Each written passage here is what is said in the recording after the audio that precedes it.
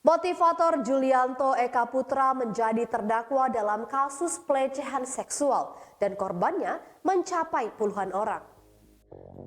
Motivator kondang Julianto Eka Putra menjadi terdakwa dugaan pelecehan seksual di Sekolah Selamat Pagi Indonesia atau SPI, Kota Batu, Jawa Timur. Kasus Julianto Eka Putra sudah bergulir di Pengadilan Negeri Malang sejak tahun 2021 lalu. Dugaan pelecehan seksual itu mulai terkuak usai sejumlah mantan siswa bersuara dan melaporkan Julianto ke polisi. Dikutip dari tayangan Kompas TV, korban kekerasan seksual Julianto Eka Putra diprediksi mencapai puluhan orang. Kesimpulan itu diambil Komnas Perlindungan Anak lantaran dugaan kekerasan seksual yang dilakukan Julianto sudah terjadi sejak tahun 2009 di angkatan pertama sekolah tersebut. Julianto Eka Putra lahir 8 Juli 1972 yang akrab disapa sebagai Kojul, merupakan seorang pebisnis, praktisi dan motivator asal Indonesia yang gemar membaca buku dan menonton film.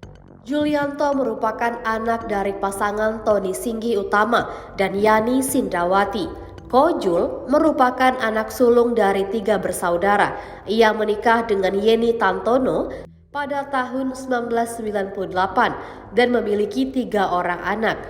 Pada 2018, Julianto Eka Putra menjadi satu di antara peserta nominasi Kick Andy Heroes. Namun, pemenang Kick Andy Heroes 2018 adalah Reky Marta. Pada 5 Agustus 2021, ia ditetapkan sebagai tersangka dalam kasus pelecehan seksual yang dilakukan terhadap siswa SMA Selamat Pagi Indonesia. Setelah menyelesaikan studinya selama 3,5 tahun di Fakultas Ekonomi, Universitas 17 Agustus 1945 Surabaya dengan predikat cum laude, Julianto Eka Putra memulai karir dengan menjadi sales vacuum cleaner, agen asuransi, mengelola toko emas, sales sepatu hingga berjualan keripik kentang. Kojul juga pernah menjabat account officer di Bank BDNI. Pada saat bersamaan, ia juga menjalankan bisnis multi-level marketing.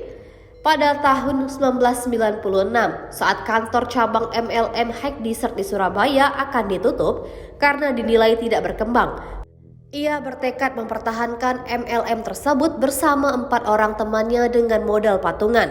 Sejak saat itu, ia mulai mengembangkan MLM sebagai stokis bersama Ino Mulyadi, Tony Hermawan Adikaryo, Chandra Gunawan dan Alexius Sutoyo Tejo Sukmono yang membesarkan bisnis MLM Hackdessert dan Biner Group. Dikutip dari Tribun Papua, Julianto Eka Putra terjerat kasus pelecehan seksual pada Juni 2021. Ia dilaporkan melakukan pelecehan hingga ruda paksa pada murid maupun alumni sekolah yang ia dirikan. Korbannya mencapai 21 orang menurut Kompas.com. Kasus kekerasan seksual itu sudah terjadi sejak 2009, namun tidak langsung dilaporkan. Awalnya Ketua Komnas Perlindungan Anak, Aris Merdeka Sirait, melaporkan kasus dugaan kekerasan seksual tersebut ke Polda Jatim pada Sabtu, 29 Mei 2021. Saat itu ada 3 korban yang berani buka suara. Menurut Aris, kasus berawal saat pihaknya menerima aduan dari satu di antara korban. Komnas PA kemudian mengumpulkan keterangan dari siswa dan alumni yang tersebar di seluruh Indonesia. Korban pun bermunculan. Ada belasan orang yang mengaku menjadi korban kekerasan seksual dan diduga pelecehan terjadi sejak 2009. Namun hanya 3 orang korban yang langsung datang dan memberikan keterangan pada penyidik di kepolisian. Julianto diduga melakukan perbuatan tidak terpuji itu bukan hanya kepada siswa yang masih bersekolah. Namun hal itu juga dilakukan kepada para alumni yang sudah lulus sekolah. Berdasarkan keterangan para korban, kata Aris, kekerasan seksual yang dilakukan oleh JE seringkali terjadi atau dilakukan di sekolah. Bahkan kekerasan seksual ini juga diduga dilakukan oleh JE ketika ia dan murid-muridnya sedang kunjungan ke luar negeri. Sekolah tersebut memang banyak memiliki program kunjungan lantaran satu di antara keunggulannya adalah pendidikan kewirausahaan. Sementara itu, pihak SMA Selamat Pagi Indonesia membantah tudingan tersebut. Kuasa hukum JE dari kantor hukum Reki Bernardus and Partners, Reki Bernardus Surupandi meminta pihak kepolisian membuktikan laporan itu. Menurutnya laporan yang dilayangkan ke Polda Jawa Timur oleh korban yang didampingi oleh Komnas PA belum memiliki bukti yang cukup sesuai dengan KUHP. Hal yang sama juga diungkapkan Kepala SMA Selamat Pagi Indonesia, Risna Amalia. Ia mengatakan, sejak berdiri tahun 2007, ia tak pernah menerima laporan kekerasan seksual di sekolah. Dikutip Tribun Manado, Julianto Eka Putra ditetapkan sebagai tersangka pada Agustus 2021. Namun pengusutan kasus kejahatan yang diduga terjadi pada puluhan siswa sekolah tersebut seakan jalan di tempat.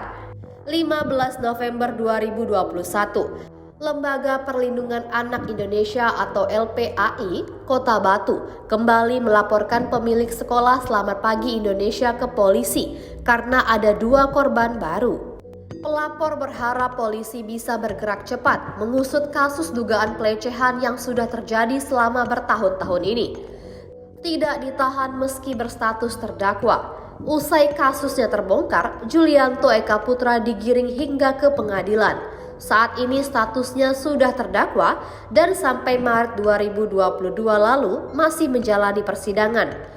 Namun meski sudah berstatus terdakwa dengan kasus kekerasan seksual, Julianto Eka Putra tidak kunjung ditahan. Tribuners, untuk mengetahui informasi lebih lanjutnya, Anda dapat menyaksikan di YouTube Tribun Singkawang.